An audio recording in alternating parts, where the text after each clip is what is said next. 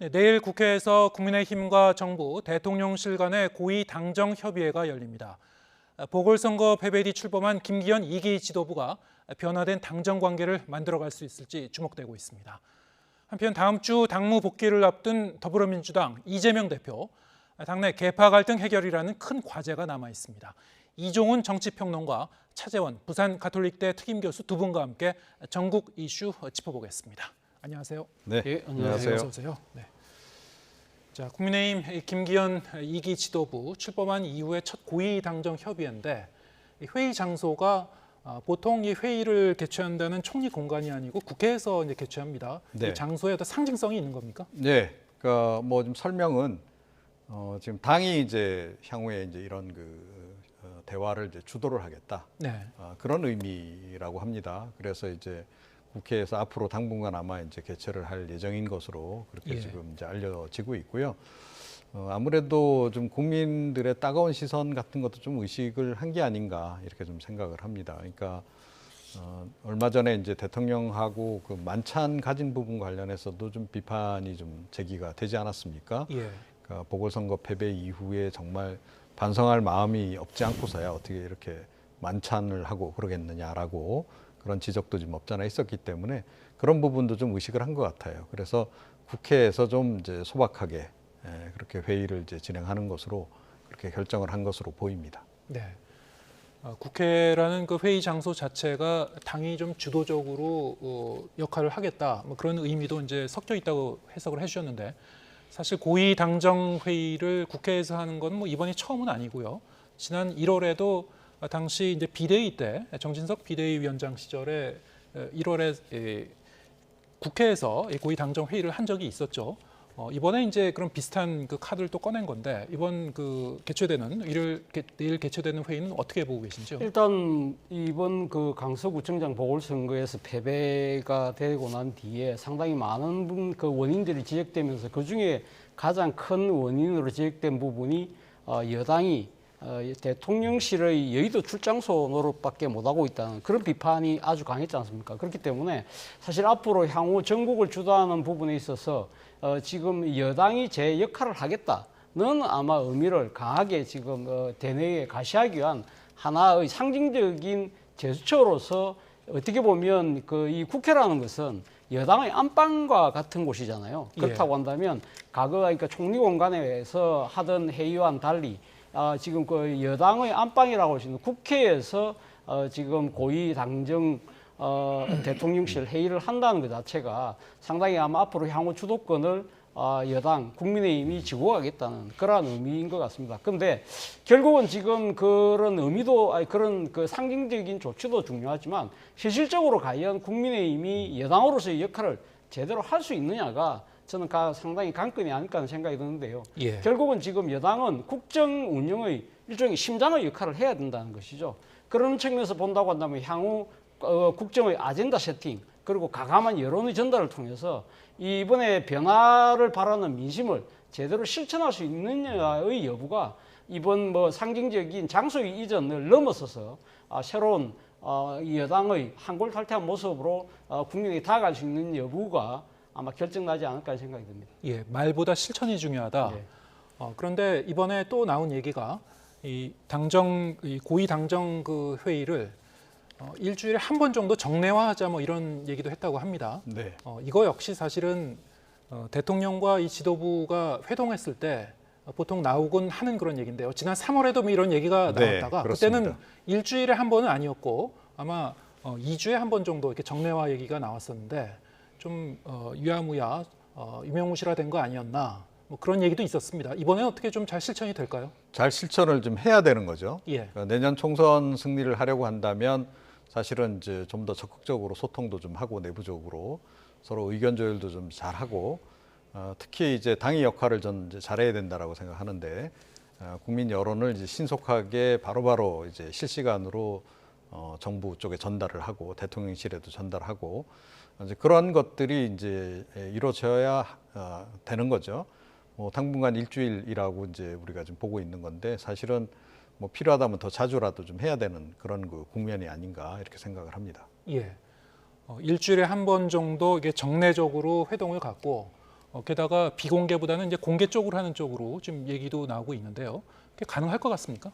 뭐 결국은 지금 그러니까 정부 여당이 좀 변화된 모습을 보이겠다는 의지가 아마 이러한 그 지금 이 정례화의 회의 그 중에서도 특히 주 1회라는 예. 상당히 회의를 자주 하는 수밖에 없는 그런 상황이라고 한다면 문제는 정례화보다 더 중요한 부분이 앞서도 제가 말씀드렸습니다만 이 국민의힘이 어떤 역할을 할 것이냐의 부분이라는 것이죠. 그러니까 정말 국정을 주도하는 책임지는 모습을 보여주는 그러한 모습을 제대로 실천할 수 있느냐의 여부가 관건이지 않을까 하는 생각이 듭니다. 네.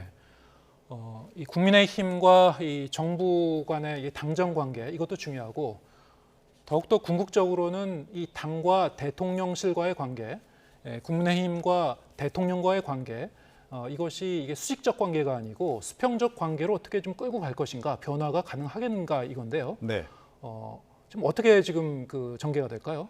그러니까 그게 사실 바뀌지 않으면 이제 뭐 근본적으로 안 바뀐다 이렇게 이제 국민들이 인식을 할 수밖에 없는 거죠. 예. 그래서 지금 뭐 이번 보궐선거에 대한 책임 부분도 그렇고, 그러니까 지금 이번 보궐선거 이 패배에 이르기까지 전반적인 국정 수행 지지율 하락이라든가 이런 것의 근본 원인은 결국은 대통령의 통치 스타일에 좀 있다고 좀 봅니다. 그러면 통치 스타일을 기본적으로 바꾸지 않으면 국민들은 어떤 변화에도 별로 수긍을 하지 않을 것 같다는 게 제 생각입니다. 그래서 뭐 통치 스타일에는 이제 여러 가지가 포함이 됩니다만 너무 이제 일방통행적인 그런 정책 집행이라든가 또 인사와 관련해서 지나치게 과도하게 편협한 또 인사들을 이제 좀 기용을 한다거나 또 야당하고 지금 협치 전혀 안 하고 있잖아요. 이제 그런 부분이라든가 그런 것에 대해서 이제 국민들이 불만을 갖고 있는 거기 때문에 일단 대통령이 스스로 좀 그런 그 변화를 좀 해야 한다라고 저는 생각을 하고요. 그 연장선에서 이제 그 당과 그 대통령실하고의 관계도 뭐 완전히 수평으로 가기는 좀 현실적으로 불가능하죠. 네. 아무래도 대통령이 권력이 훨씬 더 많기 때문에.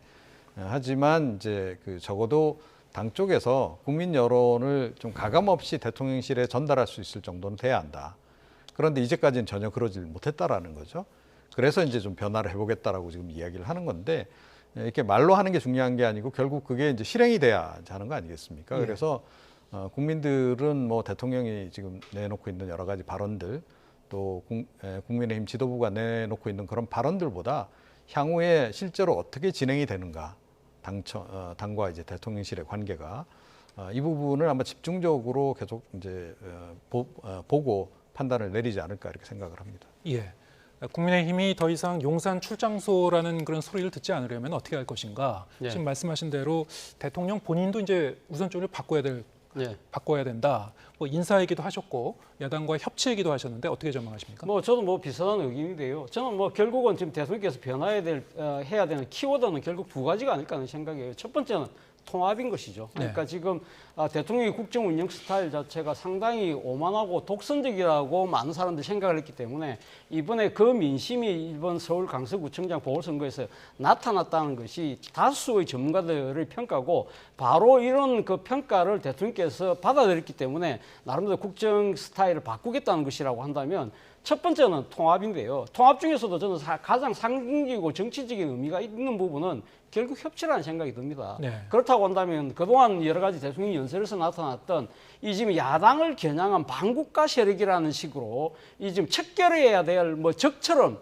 이 야당을 인식하는 인식의 태도를 바꿔야 된다는 것이죠. 결국 그러니까 야당을 국정의 동반자로 생각을 해서 같이 대화와 타협을 통해서 뭔가 생산적 결과를 만들어내는 그러한 부분들이 반드시 필요한데 이걸 위해서는 사실은 야당 대표와의 공식 회동은 저는 반드시 필요하다는 생각이 듭니다. 물론 지금 이재명 당대표가 민주당 대표가 사실은 뭐 피의자의 신분이긴 하지만 그러나 자연인 이재명 대표와 그리고 공당의 대표는 구분할 필요가 있다는 것이죠. 그렇다고 한다면 저는 뭐 그 일종의 통합의 첫 번째 조치로서 야당 대표와의 공식 회동을 빨리 갖는 편이 중요하다는 생각이고 네. 두 번째 키워드는 소통입니다. 오늘 대통령께서 지금 외국으로 떠나면서 장관들에게 뭐 컴퓨터 화면만 보지 말고 민생의 현장 들어가서 절절한 뭐 이 국민들의 절규를 들으라고 이야기를 했는데요. 뭐 당연히 옳은 이야기이긴 합니다만 저는 대통령께서도 그런 자세를 솔선수긍할 필요가 있다. 이거를 위해서는 대통령께서 집권하고 나서 가장 신선하게 국민들에게 보여줬던 도어스태핑 등을 통한 언론과의 대화를 저는 할 필요가 있다는 생각이 듭니다. 예.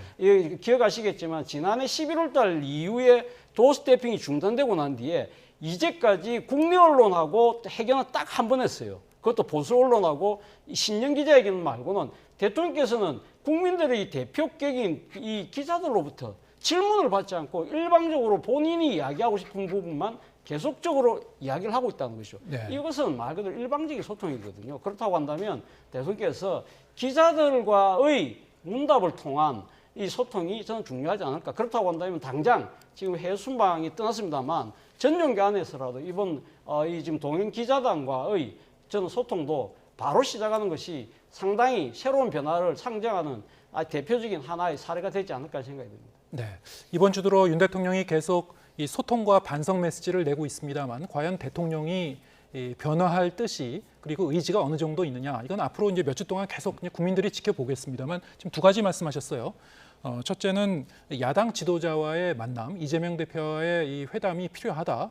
그리고 도어스태핑을 비롯해서 언론과 국민과의 소통을 좀 더 이제 적극적으로 해야 된다 이렇게 말씀하셨는데 어떻게 보십니까? 네, 그럼 당연히 사실은 이제 하셔야 되는 부분인데 예. 저는 좀 비정상적으로 안 했다라고 저는 생각을 합니다. 그러니까 뭐 문재인 정권 때도 사실은 뭐 이렇게 실효적으로 잘 진행되지는 않았지만 어찌 됐건 뭐 문재인 전 대통령 같은 경우에 소통을 하기 위해서 뭐 여야정 그 상설 협의체 뭐 제안이라든가 이런 걸 계속 했단 말이에요. 그리고 어찌 됐건 그 야당 대표들하고도 뭐 만나서 이제 만찬도 하고 이제 그러지 않았습니까?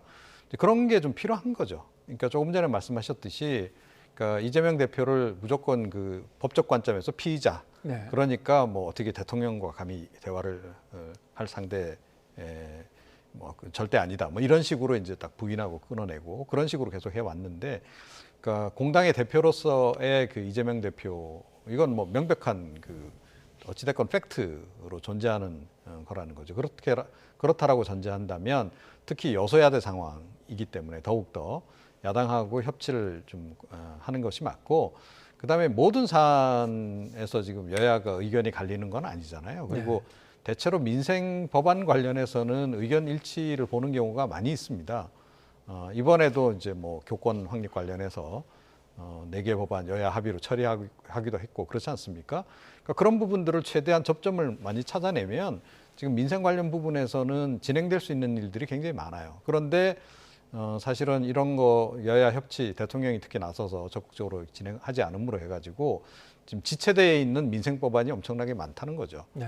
그러니까 대통령이 계속 그걸 이제 빨리 처리하라고 장관들한테 압박만 가하실 게 아니고 본인이 직접 나서서 해결하는 모습들을 좀 보여줘야 국민들이 좀 안심을 한다. 그리고 민생이 좀 개선되겠구나라는 희망도 좀 갖게 되는 거 아니겠습니까? 예. 그런 일들을 좀 하셔야 된다 이렇게 생각합니다. 이번 주 들어 여야가 모두 이제 민생 경쟁 모드로 좀 전환하는 듯한 그런 모습을 보이는 가운데 지금 말씀하신 대로 뭐 구체적인 정책 사안에 대해서 여야가 거의 큰 틀에서는 한 목소리를 내거나 접점 가능성을 이제 보이는 것들이 하나둘씩 나오고 있습니다. 그런데 그렇다면은 그 윤석열 대통령과 이재명 대표가 만난다고 하더라도 그 시점이 언제쯤 될 것인가? 지금 일각에서는 이번 달 말쯤에서 국회 시정연설이 지금 예정돼 있는데요. 시정연설 전후로 해서 혹시 윤석열 대통령과 이재명 대표의 만남을 좀 이렇게 모색해 볼 수 있지 않겠느냐 이런 뭐 목소리도 있습니다만 다른 한편에서는 아직 뭐 확인해 줄 수 없다 뭐 이런 얘기도 나오고요. 네, 그렇습니다. 어떻게 보십니까? 그에 대해서? 저는 뭐 빨리 만나시는 게 좋지 않나 이렇게 생각을 해요. 그리고 어찌됐건 지금 뭐 정기국회 초반부 아니겠습니까? 지금 예산안 지금 처리도 좀 해야 되는 그런 상황이기도 하고 예. 그렇다라고 본다면 사실은 이제 윤석열 대통령 입장에서도 내년 예산안을 위해서라도 사실은 야당 대표하고 한 번 정도는 만나서 네. 좀 협의를 할 필요가 있죠. 뭐 국회 나와서 이제 예산안에 대해서 설명도 물론 하시겠지만 그 못지않게 야당의 협조를 구하는 그런 자세를 좀 보이는 것이 필요하지 않나. 사실은 뭐 이제 국회 오시는 길에 예. 뭐 그냥 그 야당 대표하고 뭐 그렇게 의전이 많이 필요하지도 않잖아요. 그런 상태에서는. 예.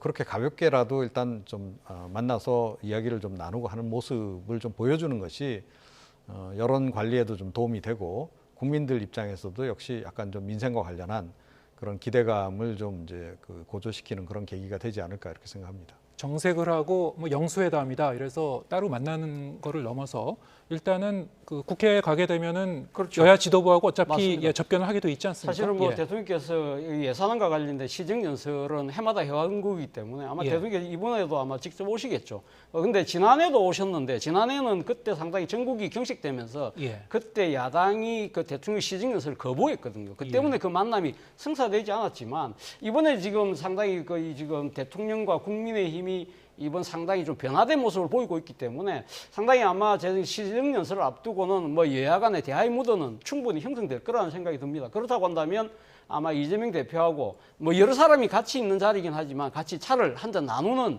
자리는 만들어질 것 같아요. 그렇다고 네. 한다면 그런 자리에서 진짜 허심탄회하게 한번 뭐 이 지금 용산 대통령실에 한번 초청하고 싶다든지 그런 이야기를 또 하실 수 있는 거고 그리고 또 이번에 지금 사실은 중동 순방을 가시잖아요. 예. 과거 대통령들이 상당히 이 해외 순방을 다녀오고 나면 여야 정당 대표들을 모아서 그러니까 순방에 대한 성과를 같이 공유하는 자리를 만들었었거든요. 그런데 이번에 중동 방문은 상당히 그러니까 경제적인 의미도 있지만 또 지금 중동 사태가 상당히 지금 아주 급하게 돌아가는 거기 때문에 우리의 그 국익이라는 차원에서 봤을 때 여야가 단결해서 뭔가 대처해야 될 필요가 있잖아요. 그렇다고 한다면 그런 명분을 내세운다고 한다면 충분히 저는 자리를 만들 수 있지 않을까. 결국 대통령께서 결심하기 나름이라는 생각이 듭니다. 예, 결심하기 나름이다. 예, 좀 지켜보기로 하고요.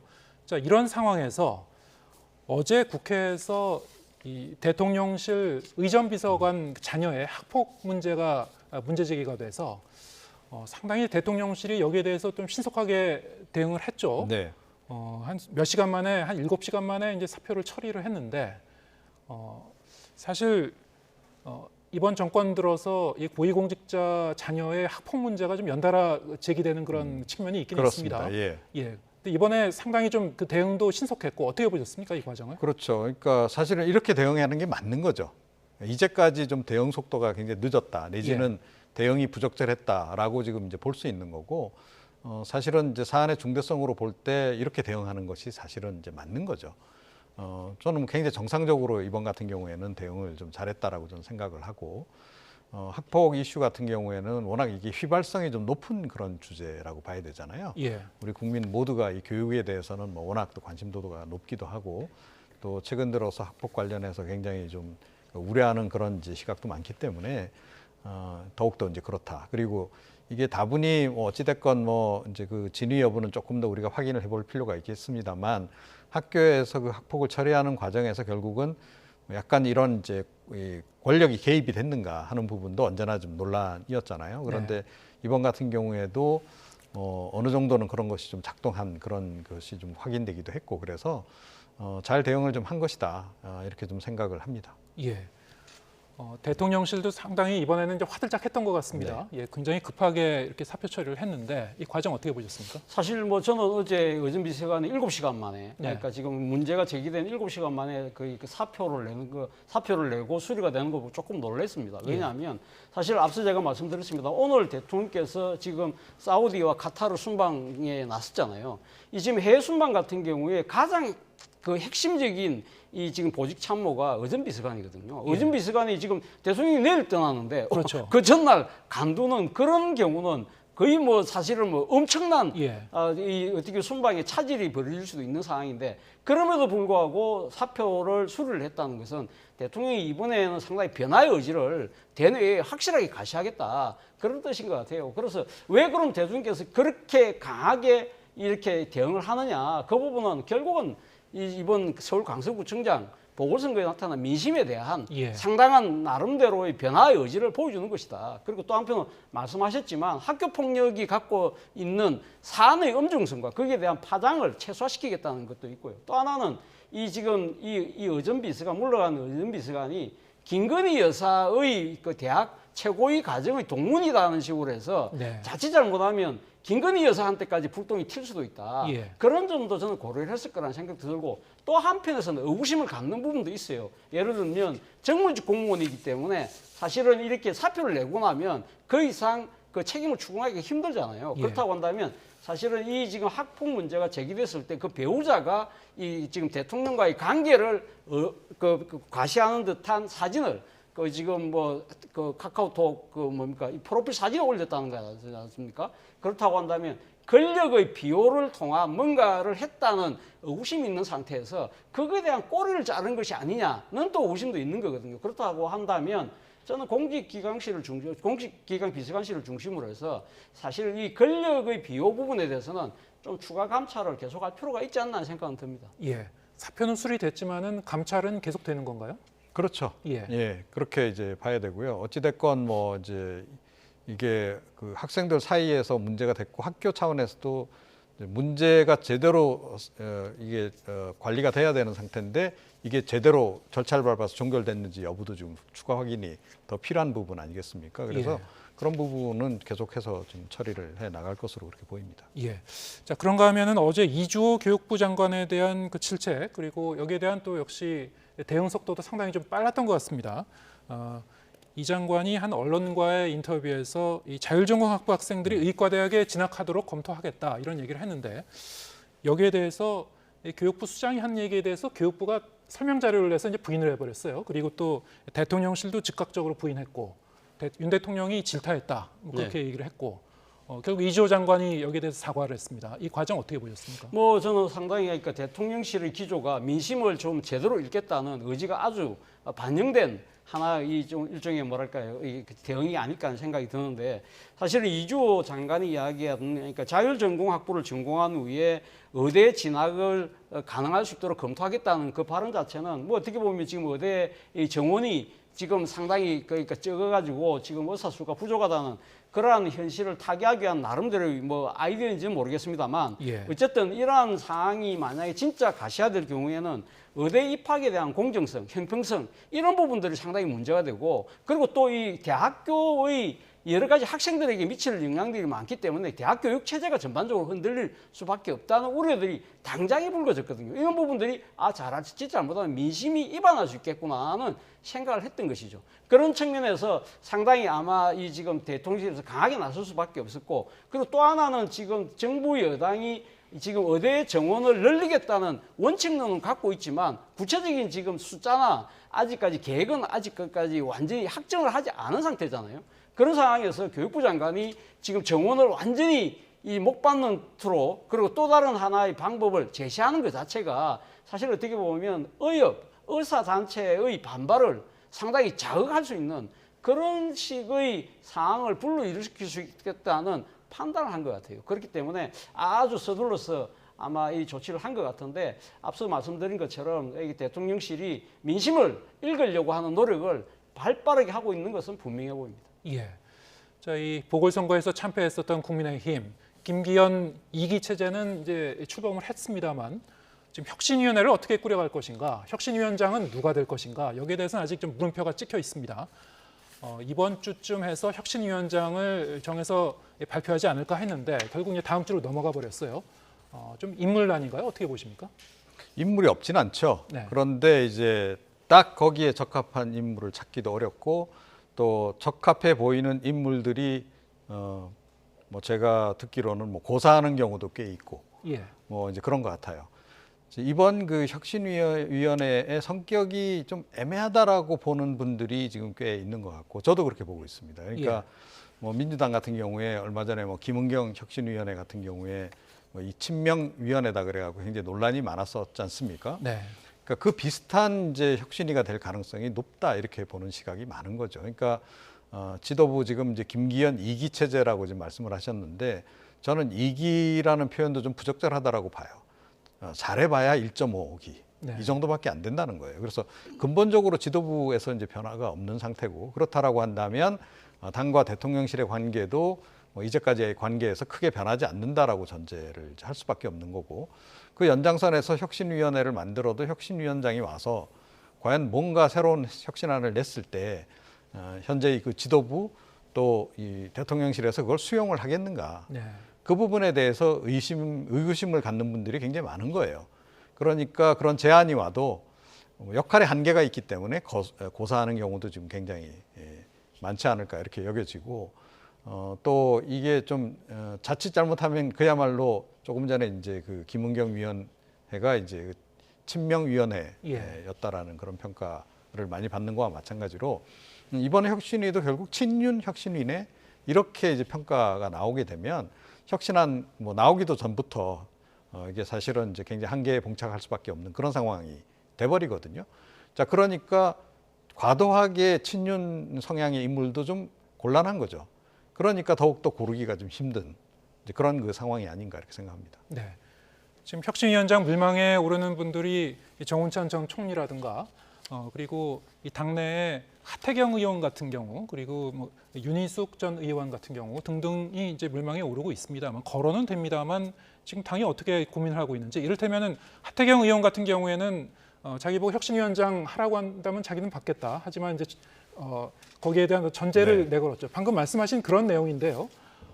내가 혁신위원을 정하면은 거기에 대해서 내가 정권을 행사할 수 있고 혁신위원회가 결정한 사안에 대해서 이 최고위원 회의라든가 다른 데서 이제 관여하지 않는 말하자면 독립적인 위상을 이제 요구를 했습니다. 자, 이것이 과연 현실적으로 가능할까요?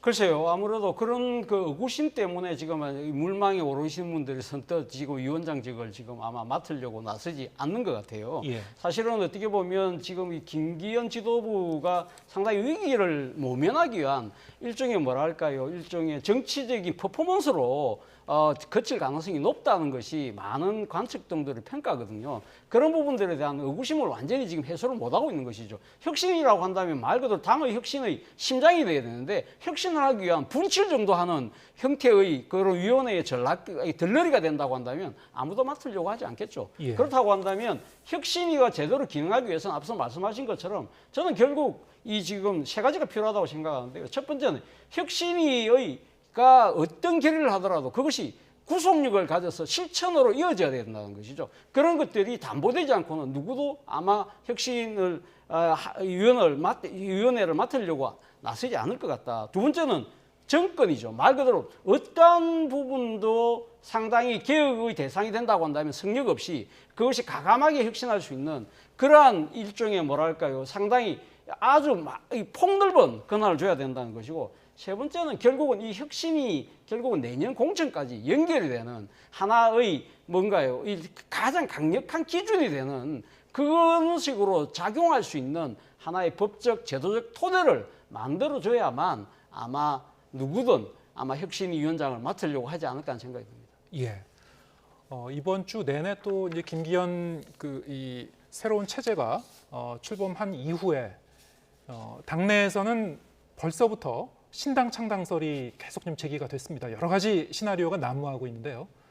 두 갈래인 것 같습니다. 하나는 유승민, 이준석발 신당, 또 하나는 이른바 윤석열표 신당. 네. 이 두 가지로 갈래로 나오고 있는데 어떻게 보고 계신지요? 뭐 두 가지 다 가능성이 좀 이제 여전히 남아 있다라고 저는 생각을 하고요.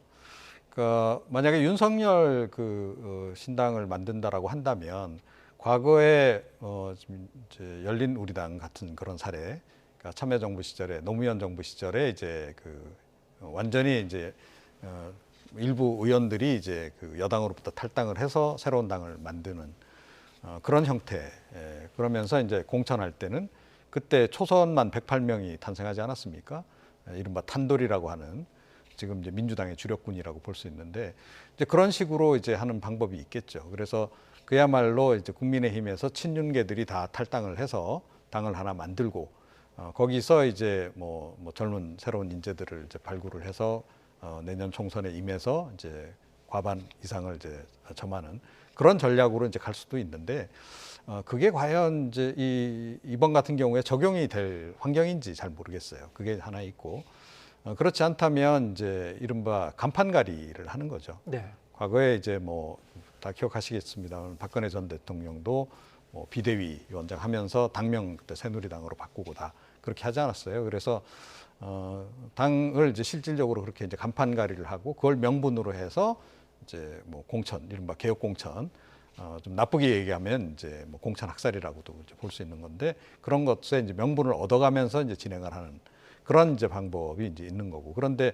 제가 보건대는 후자일 가능성이 좀 더 높지 않나 이렇게 생각이 들고요. 그 다음에 이제 이준석 전 대표하고 유승민 전 의원이 뭐 힘을 합쳐서 신당을 만들 가능성에 대해서도 얘기는 나오는데 두 분이 이번에도 또 같이 할지는 잘 모르겠어요. 그러니까 지난번에 한번 이제 전례가 있잖아요. 네. 탈당해서 신당을 만든 그런 경험이 있는데 다시 다 이제 복당하고 말았단 말이죠. 그 전례를 되풀이하는 그런 느낌이 들기 때문에 그런 형태로 가는 것이 과연 바람직한지도 좀 의문이고 이번에도 그 뭐 두 사람이 힘을 합쳐서 과연 새로운 정당을 만들려 할까? 이번에는 좀 각자 갈 가능성이 조금 더 상대적으로 높지 않나 이렇게 네. 생각을 합니다. 신당 창당설에 대해서는 사실 이 정치평론가마다 상당히 좀 이 관측이 엇갈리고 있는 부분이기도 한데요. 어떻게 보십니까? 저는 뭐 이 유승민 전 의원이나 이준석 당대표가 국민의힘을 떠난다고 한다면 국민의힘 입장에서는 상당히 난처할 것 같아요. 그렇다고 한다면 아마 이 두 사람은 본인들이 자발적으로 자신의 뜻에 의해서 나갈 가능성은 저는 상당히 적다고 생각합니다. 이렇게 두 사람이 계속 당에 남아서 쓴소리, 당이 올바른 길을 가야 된다는 이야기를 계속적으로 하고 있는데 물론 지도부 입장에서는 상당히 분탕질처럼 보이긴 하지만 만약에 이 두 사람이 떠나는 상황이라고 한다면 결국은 이 두 사람이 이 주장한 바를 국민의힘이 수용하지 못했다고 외부에 있는 많은 유권자들은 판단할 가능성이 높다는 것이죠. 그럴 네. 경우에는 당장 보수의 분열 또 나아가서는 중도 무당층들이 국민의힘하고 거리가 멀어질 수밖에 없는 그런 상황이라고 한다면 상당히 국민의힘 입장에서는 난감할 수밖에 없다. 그렇다고 한다면 이 두 사람의 신당을 차단하는 방법은 결국 두 사람을 껴안는 더셈의 정치로 가야 된다고 생각이 들고요. 그리고 예. 또 김한길 지금 국민통합위원장을 내세워서 뭐 비대위를 하겠다는 것 자체가 저는 그것도 사실 어떻게 보면 그거는 김기현 지도부가 무너진다는 소리잖아요. 김기현 지도부가 무너지려고 한다고 한다면 그거는 지금 당 지지율이 완전히 바닥으로 떨어지는 상황인데 예. 그런 상황에서 이 대타가 구원투수가 김한길 위원장이 과연 그러니까 옳은 인물일까라는 생각이 든다는 것이죠. 김한길 위원장은 오랫동안 민주당 쪽에 이 지금 정치를 해오신 분이기 때문에 예. 보수의 뿌리가 별로 없다는 거죠. 네. 그런 측면도 있고 그리고 사실은 지금 국민의힘이 누가 봐도 윤석열 정당 아닌가요? 그렇다고 네. 한다면 윤 대통령께서 굳이 이 지금 이 어려운 신당 창당 과정을 통해서 당을 이렇게 흔들 필요가 없다. 예. 본인이 지금 이야기하는 반성과 혁신을 통해서 새롭게 국민에게 다가가는 것이 좀 더 편하고 안전한 길이 아닐까 하는 생각이 듭니다. 예. 역시 중요한 것은 연말까지 그리고 연말 연초까지 가면서 윤석열 대통령과 국민의힘 그리고 전반적인 이 정당들의 이 여론 지지도 여론 그 추이가 좀 어떻게 흘러갈 것인가 이게 이제 굉장히 중요할 것 같아서요. 그 부분은 우리가 좀 더 지켜봐야 될 것 같고 이번 주 들어서 여당 쪽의 뉴스가 조금 더 많았던 이유는 우리가 이제 여당 얘기를 지금 많이 했는데 역시 선거에 참패했기 때문에 그런 것 같습니다. 보궐선거에 참패한 이유 어떻게 변화했는가 이런 걸 좀 얘기를 해봤고요. 다음 주부터는 이제 민주당 얘기가 조금 더 많이 나올 가능성도 있는데요. 왜냐하면 이재명 대표가 이제 당무 복귀하기 때문에 이재명 대표가 복귀한 뒤에 지금 여러 가지 과제가 지금 기다리고 있죠. 일단 이른바 가결파 의원 등을 포함한 이런 분들에 대한 그 징계 논란 이거 어떻게 처리할 것인가 그리고 송갑석 전 최고위원 후임 인선 이것도 아직 지금 공석으로 남아 있는데요. 어떻게 처리할 것 같습니까? 그러니까 제가 보건대는 뭐 그래도 통합 위주로 좀 갈 가능성이 지금 현재로서 높지 않나 이렇게 생각이 들어요. 네. 그러지 않으면 사실은 민주당도 이제 좀 이렇게 일부가 탈당하는 그런 상황으로 이제 갈 수밖에 없는 거죠. 그런데 일부가 탈당하더라도 사실은 이제 좀 총선에 임박해서 탈당을 해서 그분들이 나가서 신당을 창당할 만한 시간적 여유가 없는 그 시점에 사실은 탈당이 이루어져야 타격이 덜하다는 거죠. 민주당 예. 특히 친명계 입장에서는. 그래서 그렇게 좀 시기를 조율해 나갈 가능성이 현재로서는 좀 높아 보인다. 그리고 이번 어찌됐건 보궐선거도 승리했고 또 이재명 대표도 뭐 구속을 지금 이제 면한 거 아닙니까? 이제 그래서 약간 부담이 줄었다는 거죠. 그렇기 때문에 조금 더 여유 있게 지금 이제 비명계를 대할 가능성이 좀 더 높지 않나. 그리고 그 방향으로 가는 게 장기적으로도 훨씬 더 좋다. 그리고 공천 관련해서도 최근에 뭐 자객 공천설이 막 나돌고 민주당 내에서 비명계 결국 정리할 거다라는 얘기가 지금 이제 나와서 많이 흉흉한 그런 그 상황인데 너무 과도하게 그렇게 비명계를 몰아내려고 했다가는 진짜 비명계들이 나가서 교섭단체급 신당을 창당할 수도 있다. 네. 그 점을 좀 항상 염두에 두는 것이 좋지 않을까 이렇게 생각합니다. 예. 결국 뭐 이재명 대표가 복귀하면 저는 뭐 상당히 아마 두 가지 키워드를 이야기하지 않을까 생각이 드는데 결국 단합과 혁신이겠죠. 그렇다고 한다면 지금 지난번 구속 이 체포동의안 가결을 했던 의원들에 대한 뭐 지금 징계 부분은 이재명 대표가 수용하지 않을 가능성이 저는 크다고 생각이 들고요. 저는 아마 좀 더 바람직한 방향으로 나아간다고 한다면 이재명 대표가 딱 복귀하면서 이제까지 모든 당내 분란은 내 탓이요. 내가 내 부득이 소치였다. 뭐 그런 식으로 이야기하면서 당을 끌어안는 모습을 볼 필요가 있고요. 그리고 지명직 최고위원 같은 경우 뭐 대전에 지금 전 구청장 뭐 여성 한 분을 뭐 지금 뭐 한다는 이야기가 있었는데 지금 또 이 물 밑에 들어갔어요.